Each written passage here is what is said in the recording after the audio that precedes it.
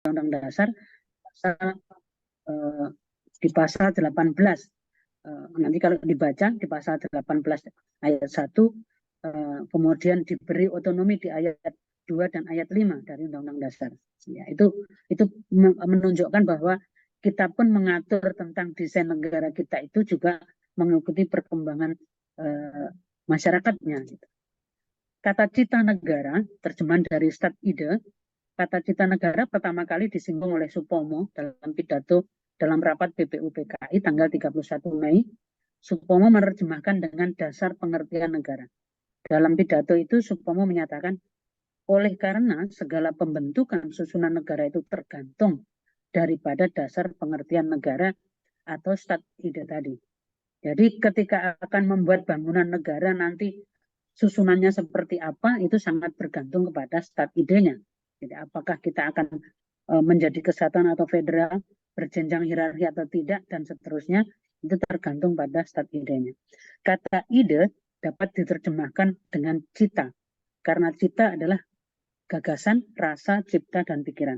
Kata ide tidak diterjemahkan dengan cita-cita, karena cita-cita berarti keinginan, kehendak, harapan yang selalu ada di pikiran atau di hati. Jadi berbeda. Ide di situ diartikan sebagai gagasan, rasa, cipta, dan pikiran. Pengertian Stat Ide merupakan pengertian penting dalam pendekatan positivis terhadap hukum konstitusional. Menurut doktrin ini, negara merupakan sebuah hierarki hukum yang dinamakan norma-norma hukum yang masing-masing mendapatkan otoritasnya dari hukum yang tingkatannya lebih tinggi. Nah, pada puncak hierarki hukum itu adalah Stat Ide atau dalam rumusan Hans Kelsen disebut Grundnorm atau norma dasar. Sebuah prinsip fundamental yang dari sini semua hukum mendapatkan logika dan tujuannya sebagaimana negara itu sendiri. Sejak awal perumusan Undang-Undang Dasar di BPUPKI memang telah terjadi pertarungan gagasan tentang landasan filsafat Indonesia yang dalam dokumen disebut dengan Stat Ide atau sebagai dasar negara. Pertarungan gagasan tersebut terjadi antara anggota yang menganut Stat Ide integralistik dan paham kekeluargaan yang didorong oleh Supomo dan Soekarno, yang didukung oleh mayoritas anggota BPUPKI yang berlatar belakang priayi Jawa. Ini bahasanya Adnan Buyung Nasution, nanti dibaca di disertasi Adnan Buyung Nasution itu sangat bagus.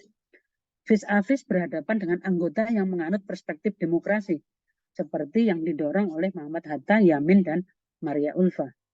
Nah, desakan waktu memaksa mereka akhirnya berkompromi, gitu. Karena kalau terus berdebat antara demokrasi atau integralistik, nggak selesai-selesai. Gitu.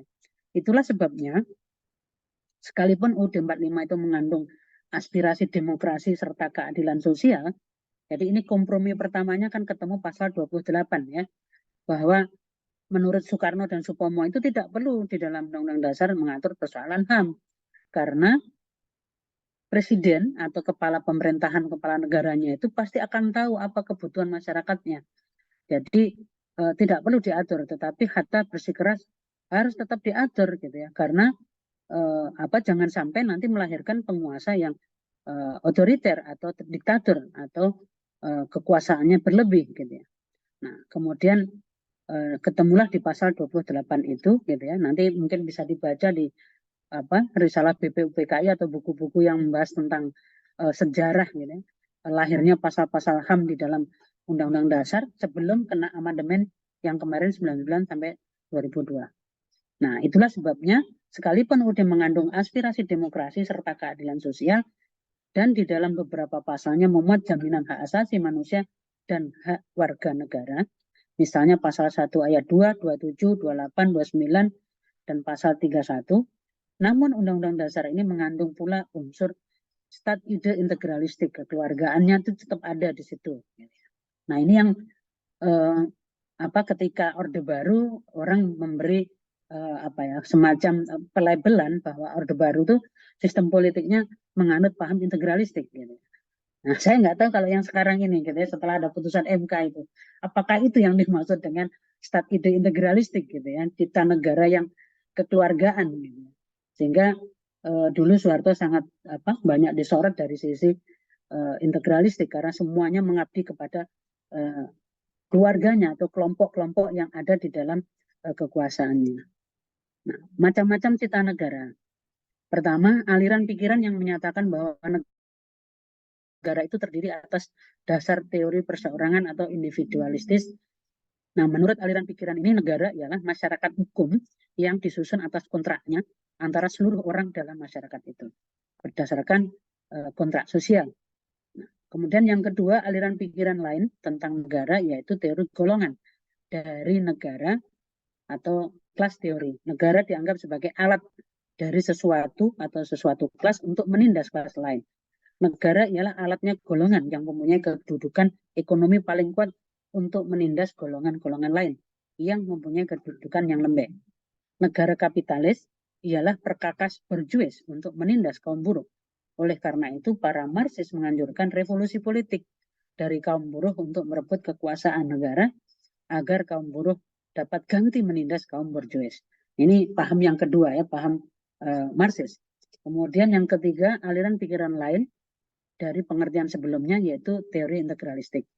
Nah, menurut pikiran ini negara tidak menjamin kepentingan seseorang atau golongan, tetapi untuk menjamin kepentingan rakyat seluruhnya sebagai persatuan. Nah, dalam konteks ini nanti coba baca bukunya Arif Budiman ya, judulnya Teori-Teori Negara. Itu bagus banget buku itu. Saya selalu mengkombinasikan, saya kebetulan punya buku ilmu negara, tapi kalau ngajar saya selalu kombinasikan dengan bukunya Arif Budiman. Yang saya tulis itu dataran teoritisnya, tetapi di buku Arif Budiman teori-teori tentang negara, dia menghidupkan teori itu dalam praktek, gitu ya. Seperti apa sebenarnya? Apakah benar bahwa negara itu akan menjamin kepentingan rakyat seluruhnya? Nah, menurut Arif Budiman tidak ada yang kayak gitu ya. Pasti dia akan menjamin kelompok tertentu yang menguntungkan kekuasaannya, gitu. Nah, kalau sekarang mungkin dalam konteks kekinian ada buku Bagaimana Demokrasi Mati gitu ya, dari Ziblatt dan Lewinsky, itu juga menarik gitu ya. Praktek beberapa negara yang mengalami kematian demokrasi atau dalam bahasa lain itu demokrasi tanpa demos gitu ya. Demokrasi tanpa rakyat karena kemudian penguasa yang dipilih dalam lembaga atau forum politik yang demokratis itu kemudian membuat rakyat tidak bisa bergerak.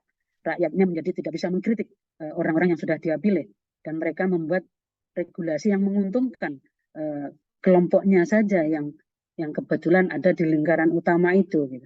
Nah, mungkin itu bisa kita baca fenomenanya di metode fast track ya yang diberlakukan oleh pemerintah dan DPR akhir-akhir ini. Jadi cepat sekali membentuk undang-undang, gitu ya, metode fast track. Revisi Undang-Undang KPK 7 hari, membentuk provinsi baru di Papua 9 hari, misalnya gitu. Jadi nggak ada partisipasi publik di situ, gitu ya.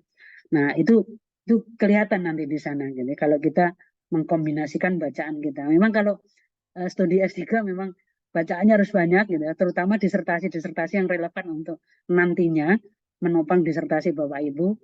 Dulu saya ketika studi S3 itu kebetulan sekelas hanya 5 orang ya, jadi Prof. Mahfud kalau ngajar itu bisa langsung satu persatu komunikasinya ya. Nah itu diminta karena saya ngambil tata negara, jadi saya harus punya setidaknya kopian disertasi tentang hukum tata negara seluruhnya gitu ya.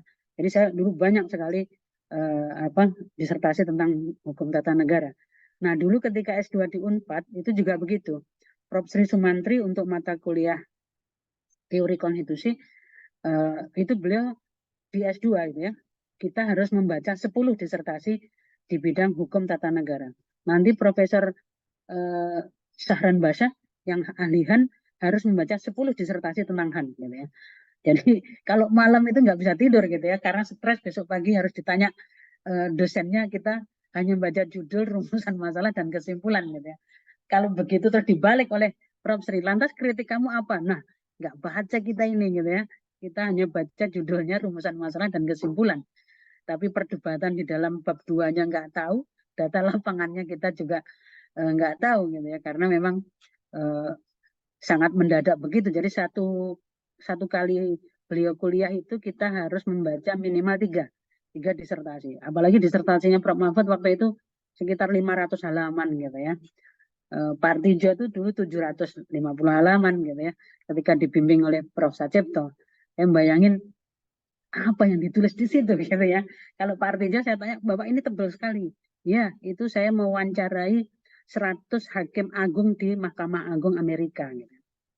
Nah, kita ini nanti nggak tahu gitu ya bagaimana Bapak Ibu akan menyusun disertasi dan menyelesaikannya. Yang penting pedomannya disertasi yang baik itu yang jadi. Nah, gitu kan. Jadi kalau masih di alam awang-awang gitu ya atau baru dibayangkan itu belum bagus itu. Yang bagus itu yang jadi. Negara ialah suatu susunan masyarakat yang integral. Segala golongan, segala bagian, segala anggotanya itu berhubungan erat satu sama lain dan merupakan persatuan masyarakat yang organis. Nah, ini yang kemudian diterjemahkan oleh Orde Baru waktu itu, semua kepala daerah harus dari militer dan Jawa, gitu ya. Gubernur itu harus Jawa dulu itu, zaman Pak Harto. Jadi saking integralistiknya gitu ya. Kemudian bangunan-bangunan kantor pemerintahan juga harus joglo. Makanya kemudian Soeharto dikenal dengan Jawanisasi gitu ya. Politik Jawanisasi Soeharto. Karena di seluruh Indonesia kemudian penguasanya orang Jawa. Nah, ini yang kemudian memicu gitu ya. Memicu daerah ingin memberontak gitu. Dikira orang daerah nggak ada yang pintar apa gimana katanya gitu ya. Kok kemudian semuanya serba Jawa. Nah, saya masih ingat peristiwa Riau ya, Gubernur Riau yang terpilih waktu itu putra daerah, tetapi kemudian diganti Pak Wismoyo dari persoalan gitu ya, karena dari mantan Panglima gitu ya, kemudian jadikan gubernur di sana, kemudian masyarakat di sana itu sangat benci banget dengan Jawa gitu ya, apalagi yang di Aceh gitu ya. Nah, yang terpenting dalam negara yang berdasar aliran pikiran integral ialah penghidupan bangsa seluruhnya. Negara tidak memihak kepada satu golongan yang paling kuat atau yang paling besar. Tidak menganggap kepentingan seseorang sebagai pusat, tetapi negara menjamin keselamatan hidup bangsa seluruhnya sebagai persatuan yang tidak dapat dipisah-pisahkan. Itu dataran normatifnya, teorinya. Prakteknya, nah nanti bisa berbicara yang berbeda gitu ya. Mungkin masih jauh sekali dari apa yang diidekan. Menurut Oppenheim, cita negara yaitu adalah hakikat yang paling dalam dari negara sebagai kekuatan yang membentuk negara. Cita negara merupakan prinsip konstitusional yang berdiri sendiri dan berharga. Elemen kunci dari teorinya adalah kepentingan umum akan selalu mendahului kepentingan individu dan kelompok. Cita negara tidak mungkin sehat jika seluruh bagian yang lain tidak sehat. Bahwa ia akan menderita jika ada bagian di dalamnya yang menderita. Terlepas apakah bagian itu adalah sel-sel petani atau aristokrasi. Maka dapat disimbolkan bahwa cita negara ialah hakikat negara yang paling dalam, yang dapat memberi bentuk pada negara, atau hakikat negara yang menetapkan bentuk negara. Ini pandangan dari Oppenheim. Nah, dalam Stephen teorinya Kelsen mengumpulkan bahwa di puncak Stephen Ball terdapat kaidah dasar dari suatu tata hukum nasional yang merupakan kaidah fundamental. Kaidah dasar tersebut disebut Grundnorm atau Abstunum. Grundnorm merupakan asas-asas hukum yang bersifat abstrak, umum, dan hipotetis. Menurut Kelsen, Grundnorm pada umumnya adalah meta yuridis, bukan produk buatan atau badan pembuat undang-undang. Jadi dia bukan bagian dari hukum positif, bukan bagian dari peraturan perundang-undangan, namun merupakan sumber dari semua sumber dari tatanan peraturan perundang-undangan yang berada di bawahnya. Nah, ini nanti mungkin bisa juga dibaca disertasinya Pak Jazim Hamidi ya tentang proklamasi dan revolusi hukum ya judulnya. Diterbitkan oleh Konstitusi Press. Beliau sekarang sudah almarhum, beliau dosen di Universitas Brawijaya ya, disertasinya tentang mana yang Grundnorm, Pancasila ataukah proklamasi gitu ya. Nah, kemarin ketika ada forum di Asosiasi Dosen HTNHAN, saya dengan Prof. Aji, kemudian juga ada Prof. Mas Jimmy Usfunan kalau nggak salah ya. Nah, Prof. Aji itu lebih bisa elaborasi gitu ya. Kalau beliau Pancasila, kemudian kalau disertasi Pak Jazim itu seperti Pak Laija Marzuki, Hakim MK pertama, itu proklamasi gitu. Nanti kita lihat. Grunom berada di puncak Stufenbo dalam perspektif Kelsen ya. Namun dia stand outside on the hilltop. Jadi tidak ada di dalamnya gitu ya. Di dalam hierarki itu karena dia sumbernya. Lagi pula hanya ada satu grunor, tidak boleh bercokol dua grunor di puncak bangunan piramida. Grunom menjadi aturan-aturan hukum yang berlaku mengikat sebagai kaidah-kaidah hukum positif. Oleh sebab grunom itulah, maka aturan-aturan hukum berkekuatan sebagai kaidah-kaidah hukum positif yang mengikat rakyat banyak. Bagi Kelsen, grunom adalah dasar segala kekuasaan dan legalitas hukum positif. Nanti kita diskusikan ya, sebentar lagi kita kaji dulu teorinya. Norma fundamental negara yang merupakan norma tertinggi dari suatu negara ini adalah norma yang tidak dibentuk oleh suatu norma yang lebih tinggi, tetapi presupos atau ditetapkan terlebih dulu oleh masyarakat dalam suatu negara dan merupakan suatu norma yang menjadi tempat bergantungnya norma-norma hukum di bawahnya. Ini perspektifnya Kelsen ya. Karena norma jenjang norma hukum gitu ya. Dikatakan bahwa norma yang tertinggi ini tidak dibentuk oleh norma yang lebih tinggi lagi, karena kalau norma yang tertinggi dibentuk oleh norma yang lebih tinggi lagi, ia bukan norma yang tertinggi. Nah, kemudian cita hukum. Cita hukum terbentuk dalam pikiran dan sanubari manusia sebagai produk berpadunya pandangan hidup, keyakinan agama, dan kenyataan masyarakat yang diproyeksikan pada proses pengkaidahan perilaku warga masyarakat yang mewujudkan tiga unsur, yaitu keadilan, kehasilgunaan, dan kepastian hukum. Dalam dinamika kehidupan kemasyarakatan, cita hukum ini akan mempengaruhi dan berfungsi sebagai asas umum yang memperdomani norma kritik dan faktor yang memotivasi dalam penyelenggaraan hukum, mulai dari pembentukan, apakah penemuan, penerapan, dan juga perilaku hukumnya. Dirumuskan dan dipahaminya cita hukum akan memudahkan penjabarannya ke dalam berbagai perangkat aturan kewenangan dan aturan perilaku dan memudahkan terjaganya konsistensi dalam penyelenggaraan hukum. Seyuknya, tata hukum itu merupakan sebuah eksemplar ramifikasi cita hukum ke dalam berbagai kaidah hukum yang tersusun dalam sebuah sistem. Nah, nanti kita lihat apakah desain dari undang-undang IKN itu menunjukkan pada cita hukum yang tepat gitu ya. Apakah itu kemudian bisa kokoh bangunannya? Nah, baru disahkan menjadi undang kemudian direvisi. Dari investor tidak ada yang masuk gitu ya. Tapi berarti kan bangunan itu tidak kokoh di dalam desain undang-undang IKN gitu ya. Nah, saya kemarin diminta membantu di Bappenas itu untuk menyempurnakan gitu. Kenapa kok ini nggak bisa gitu, nggak bisa digunakan? Saya hanya sambil berseloroh saya mengatakan karena bangunan hukum tata negaranya nggak kuat di situ dalam konteks ilmu perundang-undangan. Ketika sudah ditentukan siapa kepala otorita dan siapa wakil kepala otorita, kemudian diberi kewenangan membentuk undang-undang, peraturan ya, membentuk peraturan, yang peraturan itu juga akan memungut pajak, itu semua berbenturan dengan pakem hukum yang ada gitu. Kenapa? Karena dia bukan kepala daerah, karena di sana tidak ada DPRD-nya. Kepala otoritanya ditunjuk oleh presiden. Masa jabatannya memang 5 tahun, tapi ketentuan undang-undang mengatakan sewaktu-waktu dapat diberhentikan oleh presiden. Jadi kepala otorita dan atau katakanlah otorita IKN itu hanya perpanjangan tangan presiden. Bagaimana mungkin dia bisa membuat aturan yang memungut pajak? Karena asas pajak itu harus dengan persetujuan rakyat. Segala hal yang membebani rakyat harus dengan persetujuan rakyat, yaitu melalui parlemen. Makanya di daerah ada DPRD, makanya ada perda pajak atau perda retribusi daerah gitu ya. Nah, ini yang menyulitkan.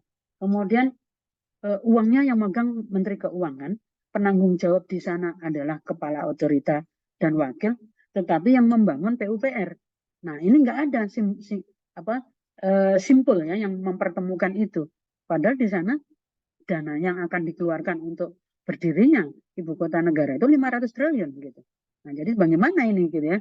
Nah, malah wakil kepala otoritanya itu kebetulan yang hadir wakil kepala otorita dan jajaran di IKN Beliau cerita kalau menteri-menteri nggak ada yang mau bantuin. Gitu.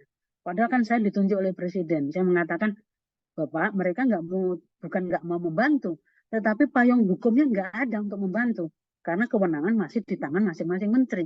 Maka harusnya di Undang-Undang IKN itu ada pasal antaranya. Misalnya seperti di Cipta Kerja gitu, misalnya dengan berlakunya undang-undang ini, maka kewenangan di bidang investasi yang terkait dengan IKN, kewenangan di bidang perpajakan yang terkait dengan IKN dan seterusnya, itu kemudian dinyatakan yang berlaku adalah di Undang-Undang IKN.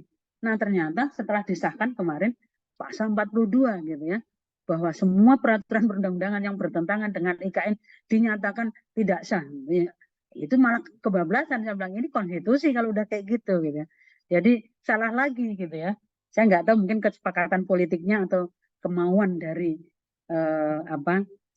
yang membangun IKN gitu ya, atau yang punya kuasa atas pembangunan di IKN itu begitu maunya gitu ya, biar cepat ya. Tapi hukum nggak bisa diterabas dengan cara-cara kayak gitu gitu ya.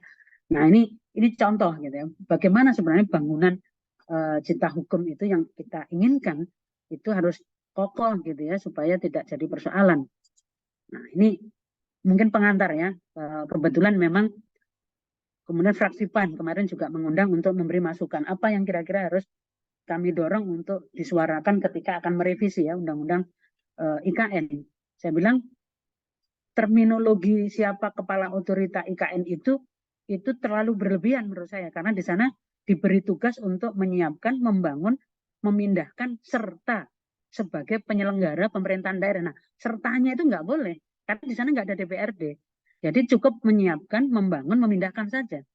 Nanti kalau sudah bangunannya terbentuk, kemudian akan dipindahkan, maka gimana tentang masyarakat adat? Bagaimana tentang perwakilan rakyat di daerah itu? Gitu. Apakah memang benar-benar seperti mau kayak Batam zaman Orde Baru dulu ya, sebelum wali kota Batamnya dieksiskan? Gitu. Mereka mengatakan tidak, gitu ya. Kami pokoknya inginnya seperti ini. Bukan pokoknya, saya bilang gitu. Karena bangunan hukumnya itu juga harus benar, nggak sekedar kokoh, tapi harus benar gitu. Nah, ini yang kemudian saya tanyakan begini. Di sana ada 26 kepala suku gitu. Yang itu tidak ada payungnya di Undang-Undang IKN. Sementara kalau kayak di Papua itu ada, yaitu MRP, Majelis Rakyat Papua. Ada 3 orang perwakilan perempuan, 3 orang kepala suku, perwakilan kepala suku, kemudian 3 orang dari HAM. Nah, jadi supaya apa? Supaya mereka ikut merasa memiliki ibu kota negara. Jangan kemudian mereka seolah-olah nggak dipentingkan. Itu nggak kokoh bangunannya. Itu yang kemarin saya sampaikan begitu. Jadi nanti ketika akan direvisi lagi, sebaiknya mereka diakomodir. Kita tidak membentuk ibu kota yang di situ teralinasi gitu ya. Seolah-olah nggak ada hubungannya dengan daerah di sekitarnya. Jangan terlalu elitis itu gitu. Nah, nanti serta sebagai penyelenggaranya mending nggak usah dulu. Toh ini akan terrealisir nanti ketika 2045 gitu. Nah, jadi ini masih butuh waktu panjang gitu ya, dan kita butuh waktu untuk menarik investor masuk gitu ya, untuk ikut membangun. Itu contoh saja ya, Undang-Undang IKN nanti kita bahas tersendiri. Monggo barangkali ada dari Bapak Ibu yang akan berkomentar atau ikut mendiskusikan persoalan ini. Silakan.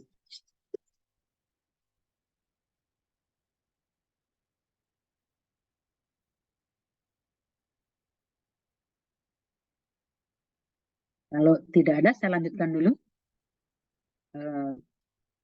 tayangannya.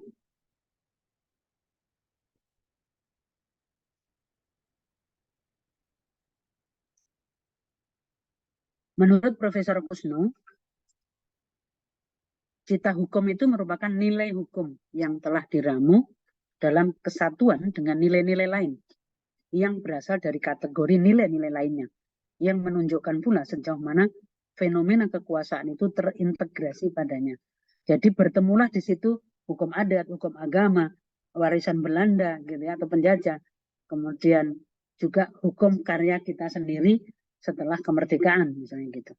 Cita hukum itu meliputi segi formalnya, yaitu sebagai suatu wadah nilai-nilai hukum yang telah digarap dengan memperhitungkan alam kenyataan sekeliling kelompok yang bersangkutan.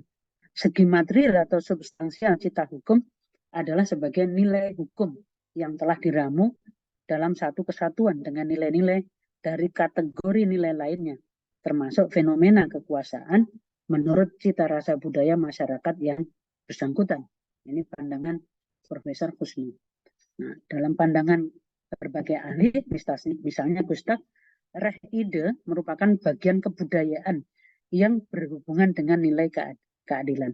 Pendapat ini berbeda dengan Kelsen yang menyatakan bahwa konsep-konsep ideologi, moral, termasuk keadilan, itu ada di luar hukum dan mempunyai pemahaman yang berbeda. Nanti kalau Bapak Ibu membaca teori hukum murninya Kelsen, dia akan mengatakan bahwa hukum itu tidak bisa dinilai dengan moral, ekonomi, atau kondisi politik sesaat itu, gitu ya.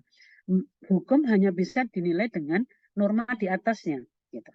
Jadi karena teori jenjang tadi, sepanjang dia tidak bertentangan dengan di atasnya, maka dia sah. Gitu.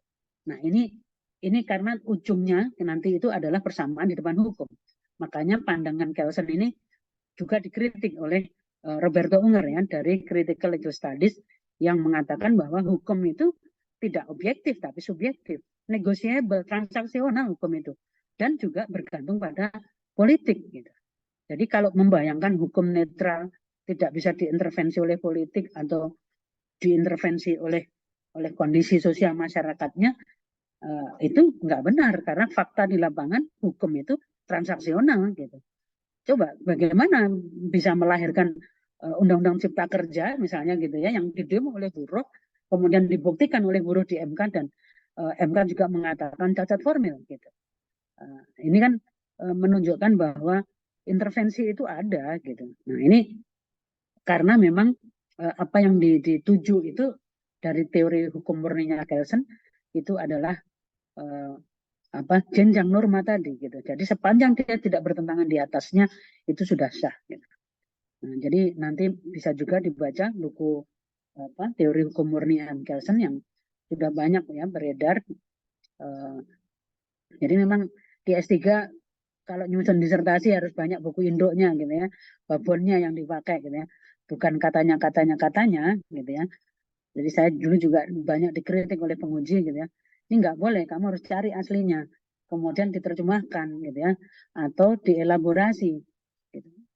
Konsep yang menyatakan law and justice are two different concept menurut dalam pandangan Kelsen bahwa reh ide itu mempunyai dua fungsi, fungsi regulatif dan fungsi konstitutif.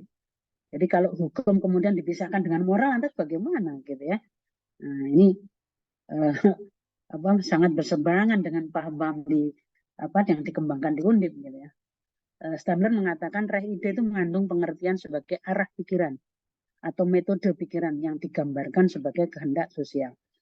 Dalam hal ini, menurut Stamler, arah dari cita-cita masyarakat itulah yang menjadi ide atau reh ide itu menentukan isi hukum positif. Kemudian menurut Leren, reh ide itu mendapatkan pernyataannya di dalam asas-asas hukum dengan rumusan yang dibalik. Menurut Leren menyatakan reh beginselen als witingen van de reh ide. Leren menyatakan bahwa reh ide itu bersifat normatif, a priori konstitutif sebagai syarat transenden yang mendasari setiap bentuk hukum positif. Bagaimana dengan cita hukum Indonesia? Nah, cita hukum bangsa Indonesia itu berakar dalam Pancasila. Yang para pendiri negara Indonesia tetapkan sebagai landasan kefilsafatan dalam menata kerangka dan struktur dasar organisasi negara, sebagaimana dirumuskan dalam Undang-Undang Dasar 45. Pancasila adalah pandangan hidup bangsa Indonesia yang mengungkapkan pandangan bangsa Indonesia tentang hubungan antara manusia dengan Tuhan. Jadi di situ mulai dari sila pertama, ketuhanan, sila kedua kemanusiaan, sila ketiga persatuan, sila keempat musyawarah, sila kelimanya keadilan sosial gitu ya. Manusia dan sesama manusia serta manusia dengan alam semesta yang berintikan keyakinan tentang tempat manusia individual perundang-undangannya. Cita hukum Pancasila harus mencerminkan tujuan menegara dan seperangkat nilai dasar yang tercantum baik dalam pembukaan maupun batang tubuh Undang-Undang Dasar 45. Jadi kalau ingin tahu seperti apa maka harus dikupas lebih jauh, masuk ke dalam dataran filosofi di pembukaan UUD 45 dan juga batang tubuh Undang-Undang Dasar 45. Pancasila dan pembukaan UUD 45 dianggap sebagai norma dasar, sebagai sumber hukum positif. Rumusan hukum dasar dalam pasal-pasal yang terdapat dalam batang tubuh UUD 45 adalah pancaran dari norma yang ada dalam pembukaan UUD 45 dan Pancasila. Asas-asas Pancasila terkandung dan merupakan bagian dari pembukaan UUD 45. Sehingga kalau kita menyebut pembukaan UUD 45, maka asas-asas itu akan dengan sendirinya telah tercakup. Nah, selain disebut sebagai cita-cita hukum, bagi buka UUD 45 ada istilah lain, yaitu yang digunakan GRUNOM atau Stat Fundamental Norm dalam paham Nawiaski, atau pokok-pokok fundamental negara yang digunakan oleh Profesor Noto Nagoro. Menurut Hamid Atam ini, nanti baca disertasinya ya, tentang keputusan presiden, gitu ya. Itu apa, kajian teoritisnya bagus sekali tentang cita hukum di situ dan cita negara. Tidak dibukukan, tetapi kopiannya mungkin beredar, gitu ya. Artinya tidak diterbitkan oleh lembaga penerbit tertentu, tetapi disertasi beliau sudah rata-rata yang S3 tata negara itu pasti punya ya, karena itu bacaan wajib, gitu ya. Pancasila yang merupakan cita hukum yang mempunyai fungsi konstitutif yang menentukan dasar suatu tata hukum yang memiliki fungsi regulatif, sehingga Pancasila dapat menentukan apakah suatu hukum positif itu adil atau tidak. Dengan demikian Pancasila menjadi penentu adil atau tidaknya suatu peraturan perundang-undangan. Nah, ini pernah disinggung dalam disertasinya Pak Ahmad Basarah ya, Pancasila sebagai batu uji di Mahkamah Konstitusi, gitu. Yang kemudian disertasi beliau diterjemahkan, diterbitkan dalam judul kalau nggak salah Soekarno, Pancasila dan Islam, gitu ya. Judul aslinya di disertasi tidak begitu, tapi judul ke dalam buku, gitu ya, ke dalam buku itu begitu. Nah, salah satu subbab atau bab ya, saya lupa, dalam buku itu mengkaji tentang Pancasila menjadi batu uji pengujian undang-undang di Mahkamah Konstitusi. Jadi tidak cukup kalau batu ujinya hanya undang-undang dasar, tetapi bisa jadi mungkin secara ideologis juga harus ada, gitu ya, yang bisa mengawal melalui batu ujinya adalah Pancasila. Nah, sekarang di Unpad kemarin baru seminar proposal, ada mahasiswa yang tentang urgensi Mahkamah Konstitusi untuk menguji hasil amandemen Undang-Undang Dasar, gitu ya. Kenapa? Karena Mahkamah Konstitusi akan menggunakan Undang-Undang Dasar itu sebagai batu uji. Nah, kalau kemudian desain Undang-Undang Dasarnya tidak bagus, tidak komprehensif, bahkan pasalnya itu lompat-lompat nggak jelas kayak pasal 22, gitu ya. Pasal 22 itu mengatur tentang kegentingan yang memaksa. Tapi 22-nya pemilu, gitu kan. Kemudian 22 yang lain itu mengatur tentang apa ini? DPD 22 C dan D-nya, gitu ya. Kemudian 22A-nya 22B-nya mengatur tentang anggota DPR. Jadi ini kan nggak jelas ini. Nah, saya pernah menulis di jurnalnya UNS bahwa urgensi pelibatan Mahkamah Konstitusi dalam amandemen Undang-Undang Dasar ya, tetapi bukan ikut dalam forumnya MPR, tetapi hasil amandemen itu kemudian dimintakan semacam sertifikasi seperti sistem di Afrika Selatan dan di Thailand ya, dimintakan sertifikasi dari MK, artinya diuji oleh MK apakah koheren antar pasalnya, gitu ya, tidak saling bertabrakan, gitu. Nah, ini ada yang di Unpad ya kemarin menulis tentang itu, ya setidaknya saya bilang waktu itu menggunakan hasil kajian dari Komisi Konstitusi yang pernah dilakukan waktu itu. Setelah hasil amandemen ditolak masyarakat, ada 4 kelompok besar masyarakat yang menolak hasil amandemen UUD 45. Kemudian dibentuklah Komisi Konstitusi. Nah, sekarang harusnya di awal itu dibentuk Komisi Konstitusi dulu, sehingga MPR tidak ikut bermain di dalam amandemen, gitu. Biar masyarakat memberikan masukan.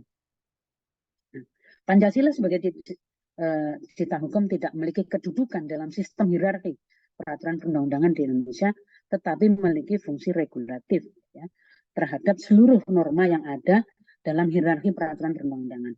Hal ini dikarenakan Pancasila merupakan guru norm. Ini dalam pandangan Adam ini. Nah, apakah Pancasila itu guru norm? Gitu ya. Kalau kita mengikuti pandangan Kelsen tadi, Steuvenboot teori tadi, guru norm adalah suatu norma awal yang keberadaannya dan kesahannya diasumsikan, presuposit, dan bukan merupakan bagian dari hukum positif, tetapi merupakan sumber yang berada di luar dari hukum positif. Pancasila sebagai diberikan oleh Soekarno dalam pidatonya 1 Juni adalah bentuk perumusan mengenai apa yang dianggap sebagai filsafat bangsa Indonesia. Kemudian dituangkan dalam rumusan tertulis pada pembukaan UUD 45, sebagaimana yang diketahui sekarang ini. Nah, apakah secara atau dalam perspektif Kelsen, Pancasila dalam pembukaan UUD 45 itu suatu rumusan hasil deduksi dari guru norm, ataukah Pancasila dan dalam pembukaan itu sendiri yang guru norm? Nah, ini nanti bisa dibaca di bukunya Marsilan Simanjuntak, judulnya Paham Integralistik. Itu sebenarnya itu skripsi S1-nya Marsilan. Dia dokter yang mengambil kuliah lagi di Fakultas Hukum, yang di Unpad itu menjadi buku wajib bacaan mahasiswa S2, S3, gitu ya. Karena hanya beliau satu-satunya yang menulis secara lebih detail tentang paham integralistik, gitu ya. Nah, itu yang kemudian dulu ketika Gus Dur menjadi presiden, beliau sekretaris negara, gitu ya. Nah, ini sangat mendalam, gitu ya. Saya nggak bisa bayangkan skripsi begitu canggihnya, gitu ya. Bagus banget skripsinya, karena filsafatnya kental di situ. Gitu. Biasanya kan kalau S1 itu tugas akhir itu ya normatif, gitu ya. S2 itu baru masuk ke dataran yang lebih ada filosofinya, tapi tidak lagi teknis, gitu ya. Nah, di S3 itu filosofinya yang harus kental, gitu ya. Ketika akan mendesain atau mengkonstruksikan atau merekonstruksikan kalau bahasanya Undip ya, atau mau dekonstruksi, gitu ya.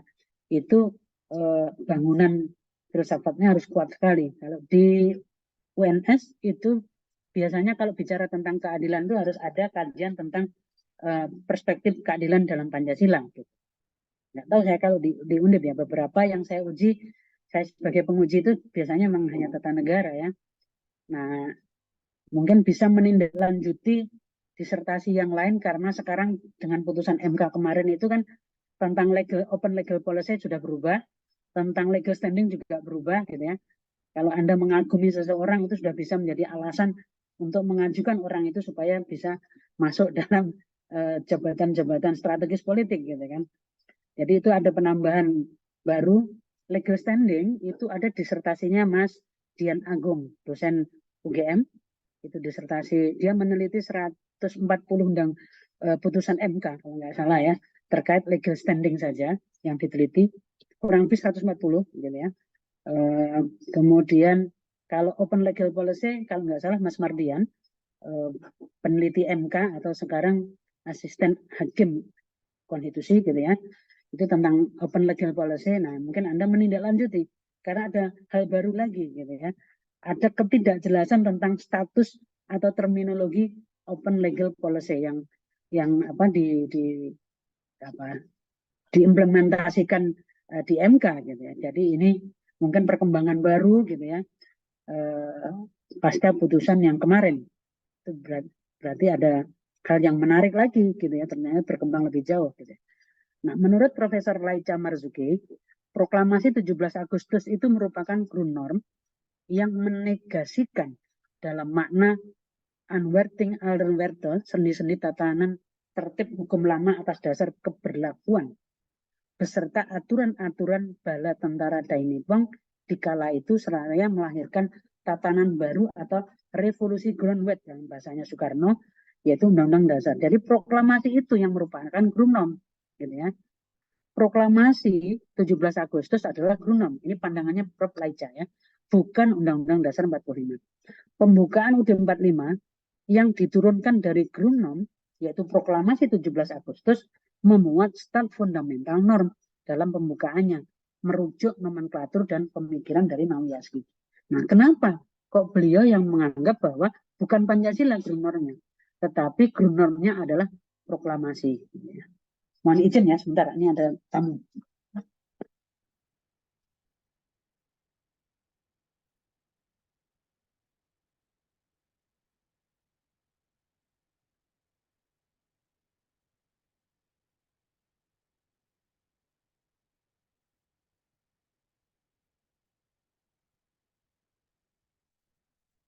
Maaf, ini ada tamu. Saya lanjutkan.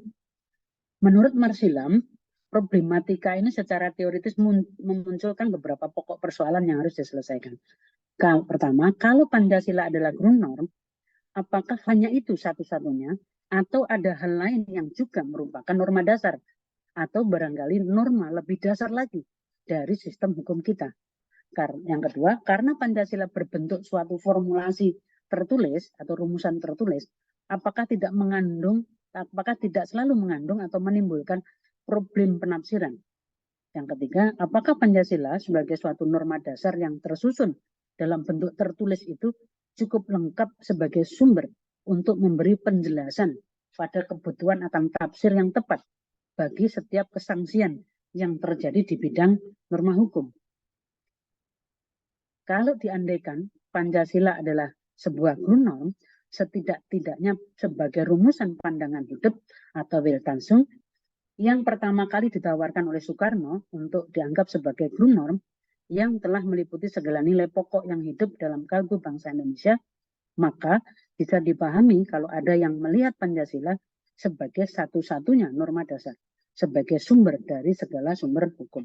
Nah, dalam konteks Pancasila, dan bahkan pembukaan UUD 45 sekalipun, ini berarti bahwa Pancasila sebagai nilai dasar ataupun cita-cita hukum bisa diturunkan konkretisasi hukum yang berlainan dan berbeda.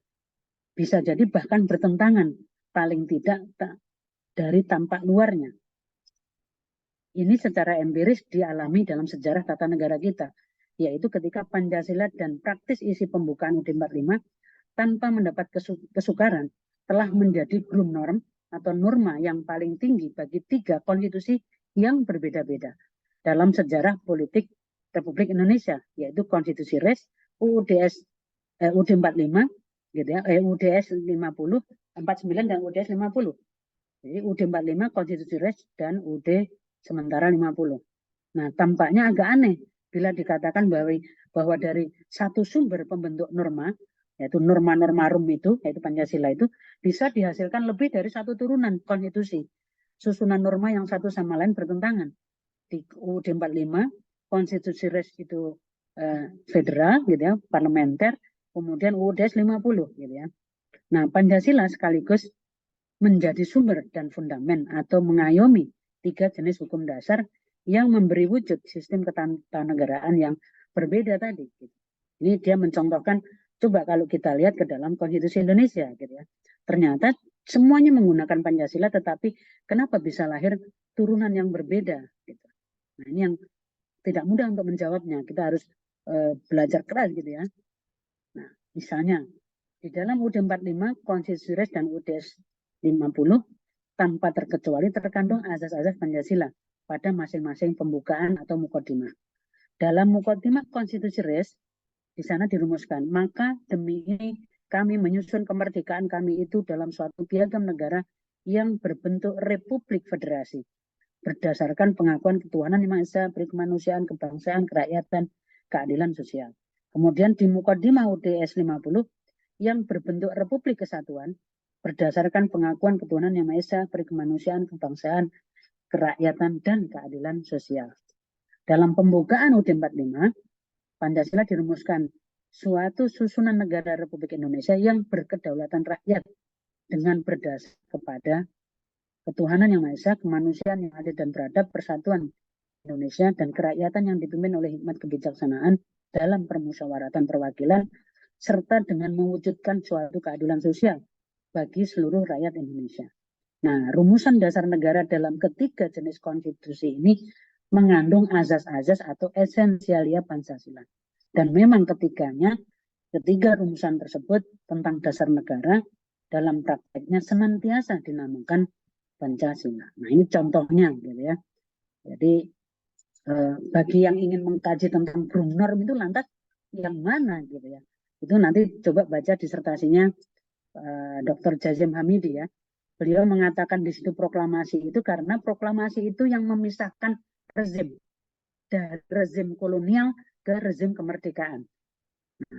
Kenapa kemudian beliau berpandangan itu adalah proklamasi gitu ya. Tapi ada uraiannya nanti bagaimana dia kemudian menggunakan terminologinya Kelsen dan Namyaski gitu. Di apa dalam disertasi itu. Monggo silakan. Ini hanya pengantar dulu lah ya. Pemanasan. Kok tadi suruh baca buku terus gitu ya. Ya supaya bacaannya banyak gitu kan. Karena kalau sudah S3 itu Terima kasih, banyak. Prof. Monggo, Prof. Monggo silakan. Saya Mas Ud Pak Masud. dari Hukum Islam, Prof. Monggo. Tertarik Prof. Nikmatul Huda bicara Grundnorm tadi ya. Kebanyakan itu kan menjadi polemik kan antara Pancasila atau proklamasi tadi. Tadi kan Prof. Nikmatul menyebut apakah ada Grundnorm dari Grundnorm itu sendiri yang paling mendasar. Kalau saya berangkat dari hukum Islam, tentunya mungkin Prof. Salah Al-Quran dan hadis itu bisa tidak dikatakan Grundnorm, atau secara universal kitab suci semua agama Islam itu bisa nggak dikatakan Grundnorm gitu. Pun ngoten singkat mawon. Oke. Kalau dia maaf ya saya menyebutnya dia itu maksudnya tidak merendahkan ayat suci ya. Kalau misalnya dalam perspektif agama itu kitab suci itu menjadi Grundnorm, kalau kemudian tidak diturunkan ke dalam bentuk peraturan perundang-undangan, itu nanti kan timbul persoalan. Kalau begitu, dia jadi apa di situ? Kan harusnya Grundnorm itu pemandunya untuk membentuk aturan ke bawahnya. Nah, kalau kemudian negara kita bukan negara agama, tetapi mayoritas penduduknya katakanlah memang beragama Islam, maka apakah bisa mengatakan bahwa kitab suci itu adalah Grundnorm? Dia jauh di atas itu karena itu bukan ciptaan manusia. Dia ciptaan Tuhan. Ini kan yang ciptaan manusia gitu. Jadi saya kok cenderung untuk mengatakan tidak gitu ya. Tetapi ketika ada orang yang mengatakan bahwa Pancasila sumber dari segala sumber hukum, saya tidak setuju. Karena fakta di Indonesia sumber hukum itu tidak hanya dari Pancasila. Ada sumber hukum dari agama, ada sumber hukum dari adat, dan ada cangkokan dari hukum-hukum barat gitu yang itu masih juga berlaku dikit yang isi perdata misalnya atau hukum dagang itu masih sebagian menggunakan. Jadi tidak tepat kalau kemudian disebut sumber dari segala sumber hukum karena faktanya tidak. Bahasa itu di terminologi itu kan dulu Yamin pernah menggunakan, kemudian dalam bentuk disertasi itu Dr. Suyadi ya, dosen filsafat UGM itu mengatakan sumber dari segala sumber hukum. Nah, itu sangat dimasifkan ketika Orde Baru gitu. Jadi seolah-olah nggak ada sumber yang lain, padahal kita punya undang-undang pesantren, undang-undang zakat, undang-undang haji, itu sumbernya dari mana gitu. Pancasila kan abstrak dalam pengertian tidak langsung menunjuk hanya untuk Islam, tidak gitu kan. Itu payung. Kalau saya begitu Pak Masud, mohon maaf mungkin intinya tadi Prof. Nikmatul itu mengatakan Grundnorm itu hasil cipta manusia ya. Berarti kalau itu wahyu Tuhan nggak masuk ke situ ya. Walaupun itu sebagai sumber dari segala sumber hukum ya. Itu jauh di atas itu. Jauh di atas gitu ya. Pun paham. Monggo yang lain. Monggo Mas Prof. Ya. Terima kasih Prof. Terkait tadi yang kemudian Prof Nikma ngendiko bahwa salah satu yang dijadikan sebagai dasar dari material adalah Pancasila. Selain Undang-Undang Dasar pernah ada. Nah, problemnya adalah ini menurut saya sih Prof, bahwa Pancasila itu kan sebenarnya hal yang menurut saya masih abstrak. Artinya iya masih butuh kemudian masing-masing orang punya penafsiran yang berbeda-beda. Nah, problemnya adalah yang pertama ketika kemudian itu menjadi cita hukum, misalkan kita sepakat itu sebagai cita hukum, dan kemudian yang kedua adalah itu sebagai dasar pengujian konstitusional, perundang-undangan, maka kemudian bagaimana tafsir dari itu gitu, dan siapa yang kemudian punya apa ya, otoritas, ya punya bahwa tafsir yang benar adalah seperti ini. Karena ini problem pengalaman Orde Baru, kemudian saya juga pernah membaca bahwa sebenarnya misalkan kita bicara pada saat BPUPKI, bahkan Pancasila sebagian pasalnya, terutama yang digagas oleh Soekarno maupun Hatta, sebenarnya sangat kental dengan sosialisme ala Timur zaman dulu.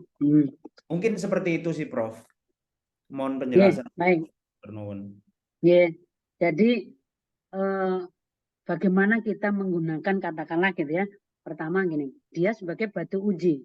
Itu bagaimana mengujinya bahwa itu bertentangan dengan ketuhanan yang Maha Esa misalnya gitu ya. Itu kan sangat sulit gitu. Apakah MK punya otoritas untuk menjadi penafsir setingkat penafsir setingkat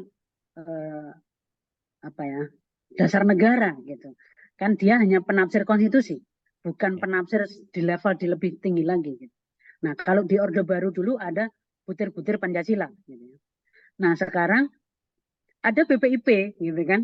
BPIP yang kemudian juga membuat instrumen gitu ya, alat ukur untuk menguji nilai-nilai Pancasila itu apakah undang-undang sampai dari Perda sampai undang-undang itu bertentangan atau tidak dengan nilai-nilai Pancasila. Itu yang membuat BPIP. Nah, waktu itu saya mengatakan ini ketinggian kalau BPIP. Kenapa? Karena BPIP dibentuk hanya dengan kepres, gitu kan. Sementara yang MK dibentuk oleh konstitusi. Masa BPIP lebih bisa menafsirkan Pancasila dengan membuat butir-butir Pancasila di dalam struktur untuk menguji sebuah perda, bahkan setingkat undang-undang diuji dengan Pancasila oleh butir-butir yang dibuat oleh BPIP. Jadi ada persoalan yang di kita serius di situ itu. Lantas siapa seharusnya yang bisa menafsirkan Pancasila? Gitu. Karena kita ini bukan penafsirnya, ini kan warisan. Pancasila itu sudah lahir sejak, katakanlah ya, bukan sejak 1 Juni saya mengatakan sebagai negara, tapi 18 Agustus gitu. Nah, jadi apakah kemudian MK itu bisa menjadi penafsir? Menurut saya juga tidak, gitu. Di disertasinya Pak Ahmad Basarah itu karena beliau pinginnya itu supaya ada yang menjadi pengendali ya atau penafsir Pancasila, sehingga kalau misalnya ada pertentangannya dengan ideologi Pancasila itu ada yang berwenang untuk memberikan peringatan atau menghentikan. Tetapi apakah itu tepat kalau dilekatkan pada Mahkamah Konstitusi gitu. Nah, misalnya apakah tidak MPR saja sebagai rumah daulat rakyat ya ada di situ itu yang kemudian membuat tafsirnya. Apa sebenarnya yang dimaksudkan dengan ketuhanan yang Maha Esa, kemanusiaan itu yang seperti apa gitu ya. Sehingga ada batu ujinya itu jelas. Kalau ini kan nggak abstrak banget. Ini nanti tergantung siapa yang ada di dalam Mahkamah Konstitusi untuk menafsirkan ini bertentangan atau tidak dengan ketuhanan yang Maha Esa kan gitu. Karena juga beragam yang ada di Mahkamah Konstitusi untuk konteks itu gitu ya, konteks orang yang ada di dalamnya. Jadi saya ngelihatnya ini belum ada sebenarnya pemandunya untuk mengatakan Pancasila itu siapa yang menafsirkan. Dulu kan pernah ada RUU haluan ideologi Pancasila. Itu justru menurut saya mereduksi, menurunkan posisi Pancasila menjadi regulatif. Dia turun menjadi norma undang-undang, itu tidak tepat. Makanya dia ideologi yang kemudian apa yang diinginkan. Nah, kalau Orde Baru kan kemudian dibuat rambu-rambunya banyak sekali itu. Itu versinya Orde Baru gitu ya. Yang setelah reformasi nggak digunakan karena itu sangat perspektif mereka gitu. Nah, itu yang bisa saya sampaikan. Jadi misalnya gini, kalau kebetulan misalnya pas menguji di UNS dengan parameter nilai-nilai keadilan Pancasila, itu hanya mengambil dari pandangan-pandangan para ahli ataupun dosen-dosen filsafat Pancasila yang kita acu gitu. Padahal itu juga belum tentu itu yang benar. Karena kan dia abstrak gitu. Norma yang sangat abstrak gitu ya. Memaknai keadilan sosial itu bagaimana? Kan orang akan bisa mengatakan yang sekarang tidak ada keadilan sosial, yang ada keadilan bagi oligarki gitu. Nah, itu kan jadi ribut nanti.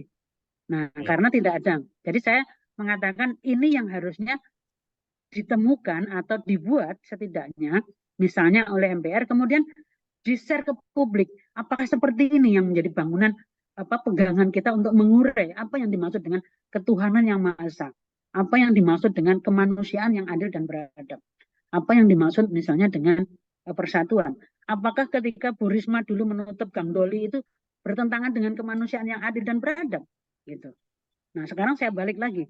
Ketika MK membatalkan Undang-Undang Sumber Daya Air karena bertentangan dengan pasal 33, apakah itu sekaligus juga bertentangan dengan keadilan sosial di sila kelima? Gitu.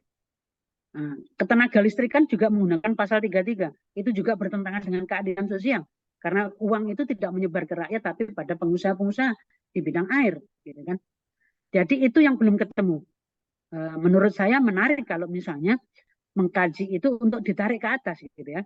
Misalnya beberapa putusan MK yang menggunakan pasal 33 ya, bumi, air, dan kekayaan alam yang terkandung di dalamnya dikuasai oleh negara untuk sebesar-besarnya kemakmuran rakyat, itu tafsir kemakmuran rakyat itu apa gitu kan, supaya nggak keliru gitu. Nah, ketika kemudian MK menguji Undang-Undang Cipta Kerja katakanlah secara material, ini tidak formil lagi, apakah benar bahwa Undang-Undang Cipta Kerja itu memang diusahakan untuk kemakmuran rakyat atau kemakmuran yang lain gitu. Kalau dulu ketika zaman Prof. Jimli, Prof. Mahfud itu kena pasal 33 itu udah habis itu. Tapi sekarang kan tidak seberani itu gitu ya. Karena prakteknya ketika ikut mengabulkan cacat formil saja langsung jatuh dia gitu. Langsung ditarik oleh DPR gitu kan. Nah, jadi satu persoalan tersendiri menghadapi tekanan politik yang luar biasa MK saat ini menurut saya. Nah, saya kalau itu mau dikonstruksi seperti itu gitu ya. Ngambil saja misalnya putusan MK yang menggunakan pasal 33, sumber daya air, ketenaga listrikan, koperasi, kemudian migas, minerba, kehutanan, itu semua pakai pasal 33 ya. Ada sekitar berapa? Banyak kok, tidak hanya 7 ya. Nah, kemudian kita ingin apa ini dari putusan MK terkait pasal 33 ini? Apakah bisa kemudian kita tarik ke atas? Bisa jadi undang-undang ini sebenarnya bertentangan dengan keadilan sosial gitu, dan kemanusiaan yang adil dan beradab. Kenapa gitu? Misalnya ketika memberikan pasokan ini lebih banyak kepada pengusaha, di mana posisi rakyat yang memiliki kedaulatan gitu.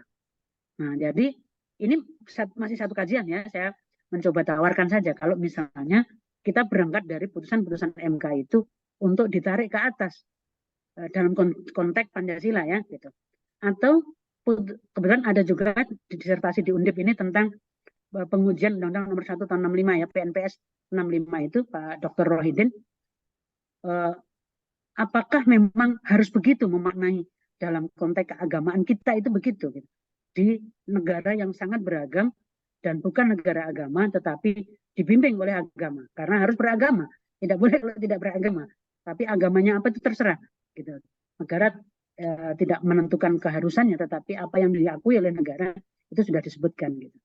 Jadi kok menurut saya lebih mudahnya kalau kita mau mengkaji itu memang ya, kalau yang kajiannya biasanya tata negara itu saya selalu dorong baca dulu putusan MK. Jangan-jangan sudah ada di sana. Misalnya kayak dulu menguji Negara Kesatuan, Undang-Undang Dasar 45 dan Pancasila. Itu kan oleh MK dinyatakan itu salah. Kenapa? Karena mensejajarkan Pancasila dengan Bhinneka Tunggal Ika, Undang-Undang Dasar dan Negara Kesatuan itu salah. Karena Pancasila ada di atas itu. Ini kan kemudian kalau 4 pilar kan dia diturunkan grade-nya gitu. Nah, itu pernah. Hanya tapi akan tidak menguji Pancasila. Hanya mengatakan mensejajarkan 3 pilar lainnya setara dengan Pancasila, itu sebenarnya sudah menjatuhkan posisi Pancasila lebih bawah karena dia tidak lagi ground norm. Dia sebagai semacam katakanlah dia menjadi normatif gitu. Dia menjadi regulasi yang bisa diatur. Makanya lahirlah kemudian juga rancangan undang-undang haluan ideologi Pancasila yang kemudian jadi ramai, kemudian nggak jadi dibahas gitu ya. Monggo silakan tanggapan balik Pak Nugrah. Kalau saya melihatnya ini belum ada parameternya untuk apa sih sebenarnya yang dikatakan bertentangan dengan ketuhanan yang Maha Esa itu loh. Coba syarat seseorang menjabat itu kan harus bertakwa pada Tuhan yang Maha Esa. Gimana ngeceknya bertakwa itu? Nah, itu kan syarat yang tidak bisa diuji itu.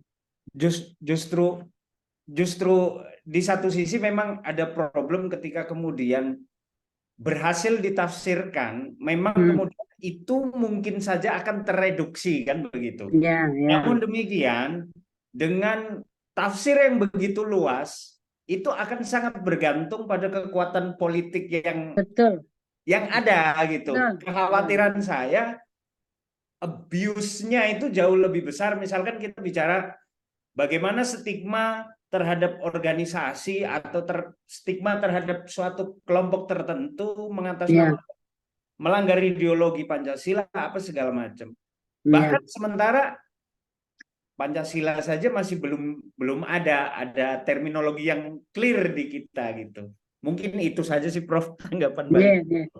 Kebetulan di UI itu ada bimbingan Prof Mahfud yang mengkaji tentang undang-undang ormas gitu ya waktu itu. Terus Hizbut Tahrir itu